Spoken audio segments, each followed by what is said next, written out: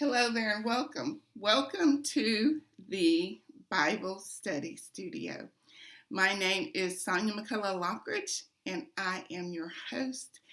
And once again, I joy to come to you in this fashion. So, today is day one of our 10-day intensive in the Word. Our 10-day intensive in the Word. And what we are learning today is we are learning the history of the Bible in America. The history of the Bible in America. That is our topic for today. And just to share a little bit more with you, I love to collect vintage Bibles. And this nasty habit of mine started back in 2016. And this particular Bible, the New Standard Reference Bible, was published in Chicago by the John A. Hertel Company. Now, this Bible was published in Chicago, and the copyright date is 1923. The copyright date is 1923. And I'm going to bring it a little closer so you can see. The copyright date over here. This is reversed, so it's hard for me. And we're under the blue ribbon. The copyright date is 1923. I hope you can see that. Now, years ago, when they published the Bible, they published all of the helpful matters in the same book, like the concordance and any types of Bible helps were published in the same book. And that is how this Bible is as well. And that is also the beauty of the vintage Bibles, many vintage Bibles that are out there. Not every vintage Bible takes on this fashion, but many do. So in this Bible, for instance, all of this matter here is help. All of this matter here is help. And it is 254 pages of biblical helps before you even get to the book of Genesis. Now, in the back of this Bible is also more helps, and probably, let me see how many, probably at least a couple hundred pages of helps with a dictionary and a concordance and everything in the back of this Bible as well. So, more additional helps in the back of this Bible. So what I have done is I have gone through my vintage Bibles, and I am in the process of publishing these helps for us. I'm in the process of publishing these helps for us. Now, today, I will drop a link below because today we are talking about the history of the Bible in America. And so I wrote a little piece for us, and then I am going to read through that piece as well. And I wrote today, the Holy Word of God is the best-selling book of all times. We will not find it on the New York Times bestseller list or the Wall Street Journal's bestseller list.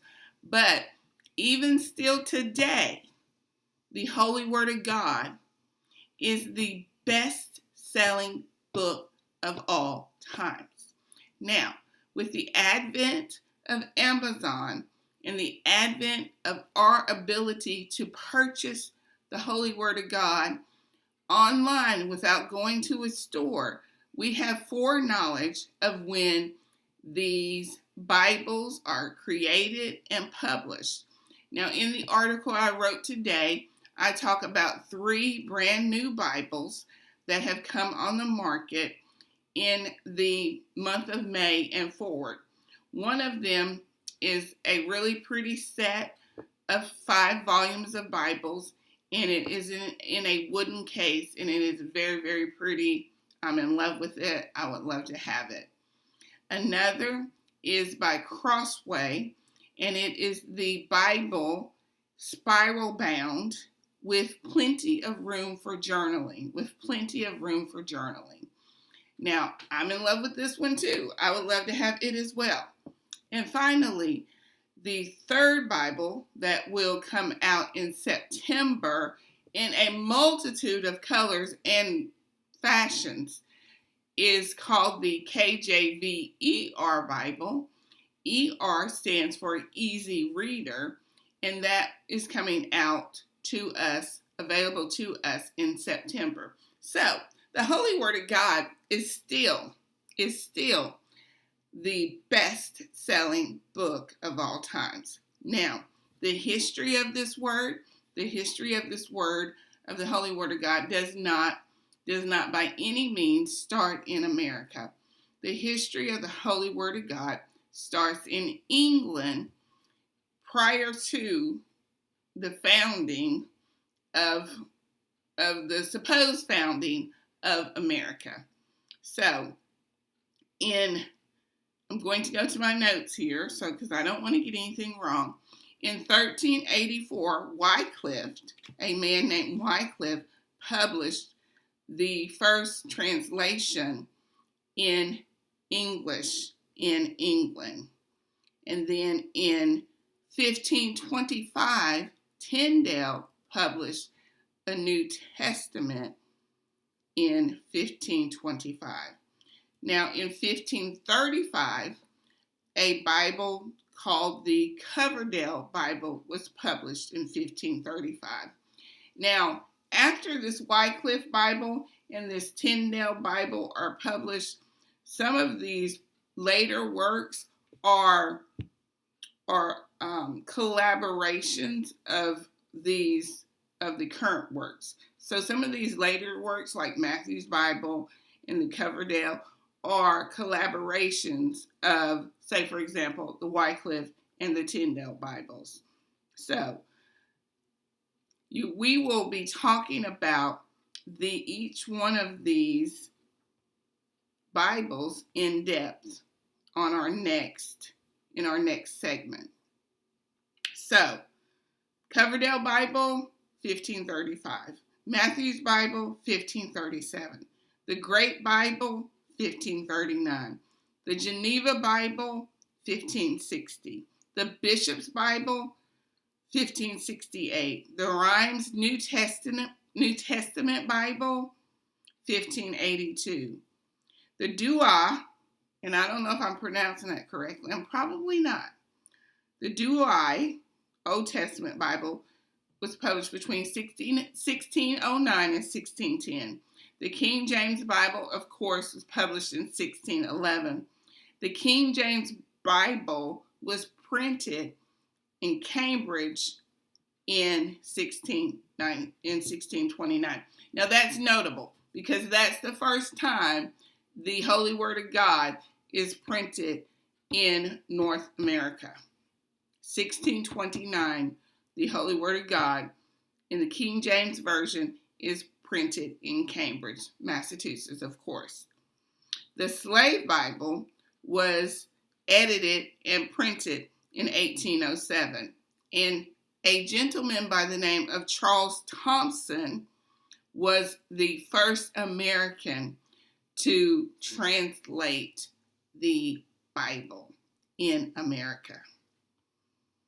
I go on to say, a vast number of independent translations have been published since the KJV of 1611, and the gentleman's name who writes about all of this in this particular book, his name is Adolfo, and he says in regards to the word, he wrote this: the marvelous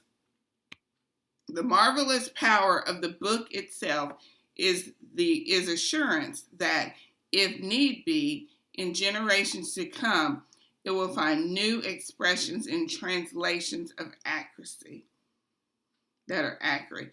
Now, this Adolfo, he was absolutely right in his thinking at the time of his writing, which is probably between 1923 and I'm thinking 1923 and 1936. So we know that he died in 1919. So he had to coin this phrase prior to 1919. So that is in and of itself the basic history of the Bible in America, which is mostly not in America.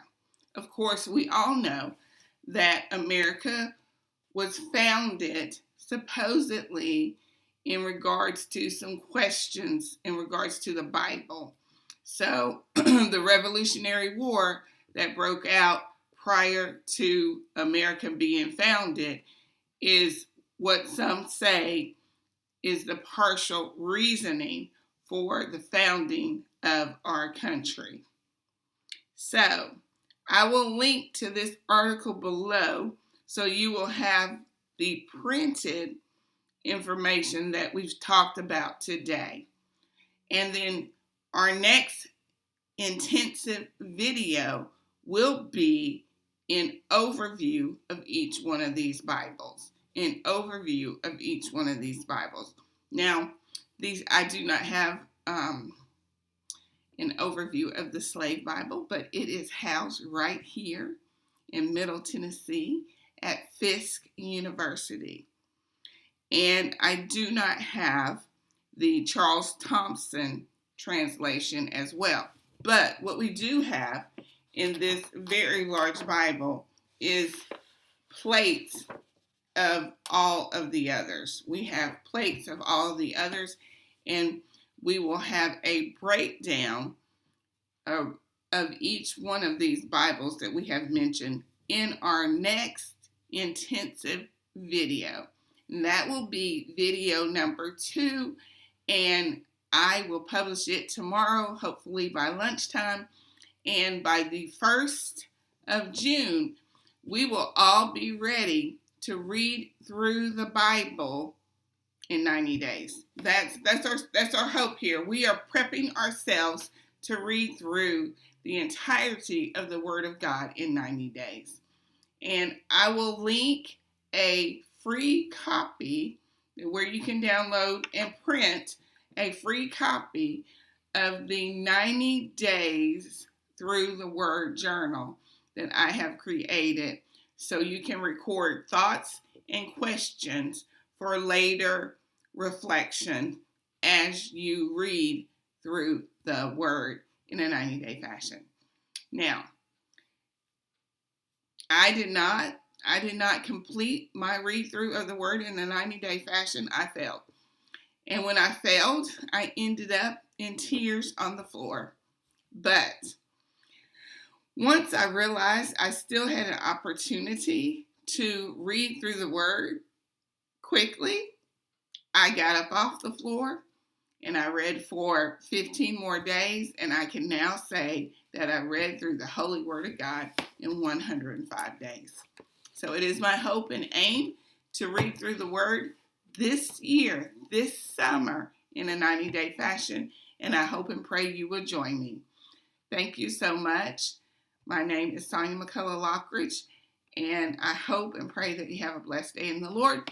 And I will see you tomorrow for the second day of the 10-day Word Intensive. Have a blessed day in the Lord. Thank you.